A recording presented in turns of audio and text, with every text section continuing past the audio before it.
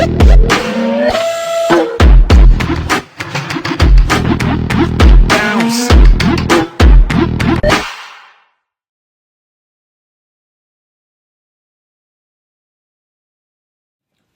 going on, family? It's your boy Kasim, aka Showtime. First off, let me say happy holidays to everyone. I know some of you all don't celebrate Christmas, and that's understandable. But for those that do, happy holidays to you all. And then, after Christmas, we got the new year coming in, 2025. So I want to reflect on um, this year, and for all of you all out there that's striving and wanting to achieve the success that you want in your life. But first off, I want to talk about something that holds people back, and yes, it involves with procrastinating, but this here is overcoming adversity. There's a lot of things. Everyone in their life, I would say, at one point in time has to overcome adversity. Adversity, is something tough to come over. I can remember 2009 when I first published my novel. I had just got laid off from a job I had loved. I was making good money at the time. I was in a law firm, and you know, it had shocked me. And I would say a year or two before that, my father, after he retired from corrections, he had another job, but he would come through around my job, and sometimes I would see him. So I was going to lunch one day, and I remember him saying, "Son, don't ever get comfortable. I know you're making good money here at the law firm in your nice suit and stuff, but don't ever get comfortable." And at the time, I guess because I was in my 20s and stuff, I didn't quite get why he said that until I got older.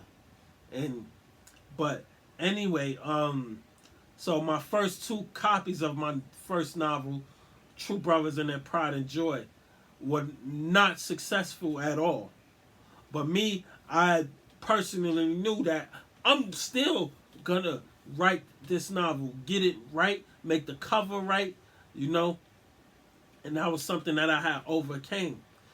And also, at that time, Hope Clark was in my life also, and I still had could talk to people like Carl Weber or Michael Presley, other authors and stuff. But me, I at that time I was wanting to go through it, the ups and downs on my own, because I knew they had their own lives and their own books to focus on.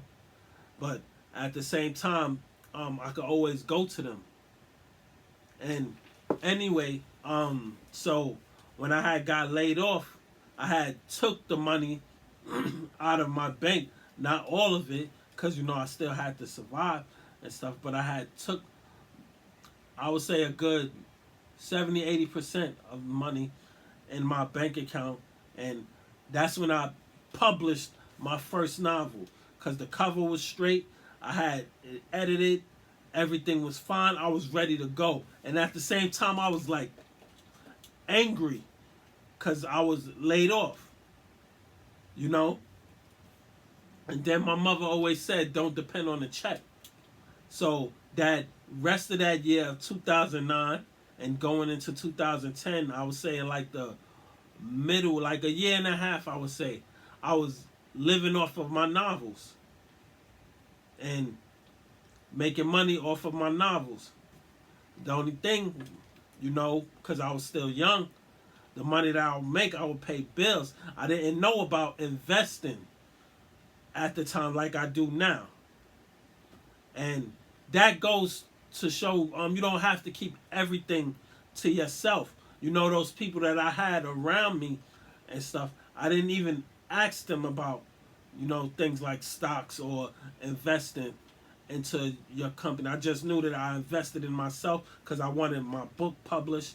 At the same time, I was anxious to go to the Harlem Book Fair at the time, and out there selling my books and getting myself out there as a self-published author.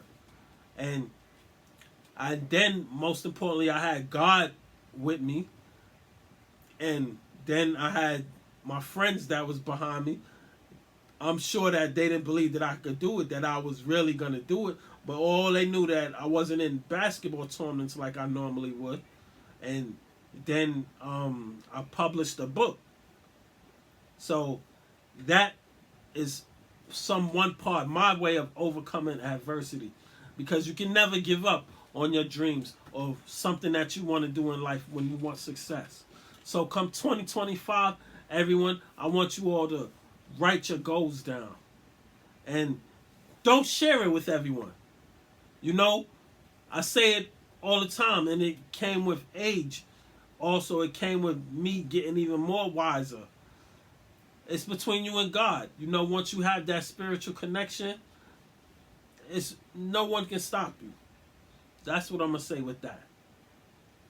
And another thing, I have so many projects going on. Shout out to my cast and the new people that's working with me.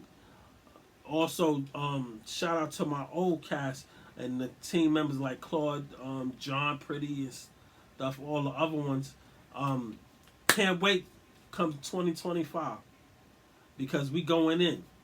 Look out for Mother Love Says Prayer Changes Things, everyone watching this. And also, when you get the chance, hit that like and subscribe button and leave the comments also. Another thing I want to say, overcoming adversity, you got to have a plan. You got to have your plan in motion. Write it down. This is why I talk about writing the goals down. And then when you have that plan, if you do the research and stuff, you got to apply of what you learned. And there's nothing wrong with, taking a step back. But once you are set in motion, nothing can stop you, everyone. Another thing, when it comes to adversity, you got to face the truth. You got to be ready. What I mean by that is,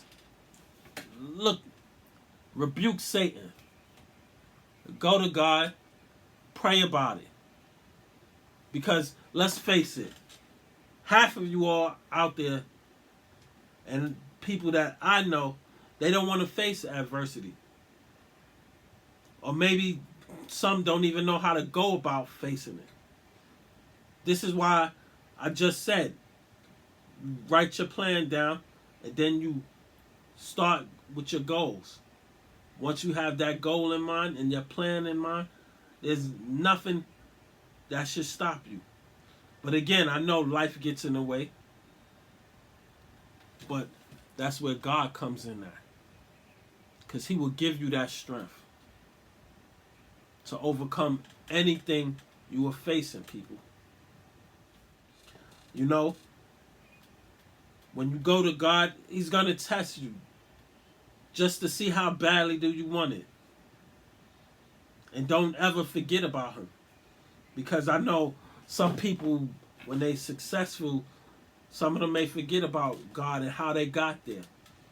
But I'm here to remind you, always go to Him. He's our Father. There's nothing wrong with saying a prayer to Him and keeping it to yourself. There's nothing wrong with that. If you have a loved one or you want to share it with your children, go ahead.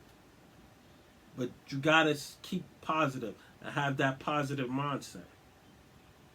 Me, I always had that positive mindset, regardless of what people think, regardless of what people say.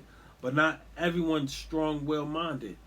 So for those that wants to come over adversity, you got to be able to look yourself in the mirror. Because your success, it starts with you. Yes, you can pray to God. Yes, you can ask Him anything. You can talk to Him, conversate with Him. But you got to be the one to take the action. You have to have the strength, the knowledge, and adversity to overcome any challenge just for your success. When you want that success, look at the late great Kobe Bryant, one of my favorite players. When we lost to the Celtics in '08, I was crushed. I had so many people up in my face talking, ha ha ha. Yeah, you Bryant, you one of them. And your Lakers, he couldn't do it without Shaq and stuff. But in 2009, he did it. Got his 4th NBA title. Then in 2010, we got Boston back. And he won his 5th NBA title. So, another thing, example I'm going to use. My favorite player, besides LeBron, Clyde Drexler, Grant Hill, and Kobe, there's so many I can name, but the main one, Magic Johnson. He had to overcome adversity himself. Show that he can take over a game. You know, everyone has challenges to overcome, people. When you want to be successful, again, you will not let nothing stop you. And if life gets in the way, that's when you go to him. Because everyone needs a helping hand. The more you practice whatever you're trying to do in life, the easier it will get. I tell my daughter that all the time. And speaking of that, it's such a blessing to have her. I'll put the link in the description about her clothing line, the Bella Creations, everyone. So, once again, this is your boy Kasim. Enjoy your holiday, everyone. And I'm out. Peace.